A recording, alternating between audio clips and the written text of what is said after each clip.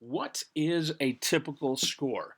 This is a question you might have asked when you were looking at your project with SurveyMonkey, when you looked at a score and thought, how do I describe this? Well, we didn't have time to talk to you before about that. Didn't want to confuse you with too much, but here's what you might do on your next survey to look at what is a typical score. Some of you may have had this before, some of you haven't. If you have, it's a great review. If you haven't, make sure you listen up very carefully because this is important stuff. Central tendency answers the question of what is a typical score. There are three kinds of central tendency, and the first one is the mean, the mathematical average. I put into mean, the word mean, into Google, and this guy's face came up, and so I thought that was interesting. He does look mean. We're talking about a different kind of mean, though, with the mathematical average, and you've had that before, but that is one of the measures of central tendency. The second measure is the median. Now, this is actually an actress. She starred in a series called Medium, and it was as close as I could get. But the median in statistics is the midpoint, the actual midpoint. The third measure of central tendency is the mode, and this is the most frequently appearing number. A example is a town where most of the houses, 90% of the houses cost $1 million. A few of the houses cost $3 million. The rest of the houses cost $50,000. So the mode would be of that set of numbers would be $1 million because that is the most frequently appearing number. And you often hear people talk about the mode. In certain cases, the median is often talked about in regard to income, and mode sometimes in houses to find out how many people have this kind of house.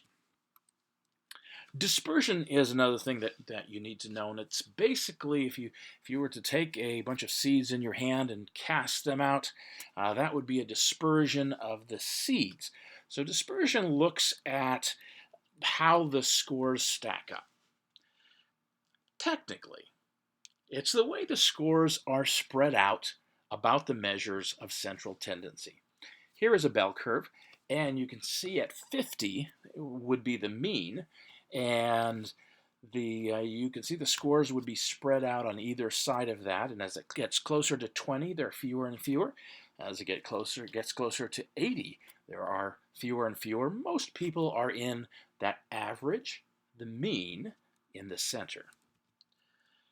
Now, I have a picture of a range here. This looks like Wildlife Prairie Park, but I believe it's someplace in Chicago. A range is great to use when you're talking about scores, and I usually use it. Let me read this first. It's the difference between the highest and the lowest score. I use it a lot of times when I'm talking about describing scores that I've gotten in a study, and I use it to talk about the ages. And so some studies I've said the range of scores was from 18 to 21, or a very small range. I had one study where the youngest person was 18 and the oldest person was 96. This was people who were millionaire farmers in agriculture throughout the United States. So you had some people who had been at it for quite a long time. That's a big range. So that tells you a little bit about the population. So if you say it has a wide range, it might be more representative. If it has a small range, it's probably more representative of a particular group. So what is the range of this distribution? We have 10, 14, 8, 17, 18. Now the lowest number is, I heard somebody say 8, and the largest number, you're correct, it is 18. So 8 from 18. Okay, everybody together got 8. They got 10, so that is good. So that is how you calculate the range. Pretty easy, maybe a refreshing course for you. Now here's a gentleman who wants to stand out in the crowd, and so he is trying to be different. He's trying to have some variance from other people. And we're going to look at variance. Variance is a mathematical index of the degree to which scores deviate from or are at variance with the mean. In other words, how far out they are from the mean. Now, a small score, a small variance, means that most scores lie close to the mean. And this is a great tool for looking at your numbers. Say you ask a survey question, how much do you like Peoria? And you had not at all, a lot. And maybe you wanted to find out some way to convince people that everybody agreed on one thing in this question.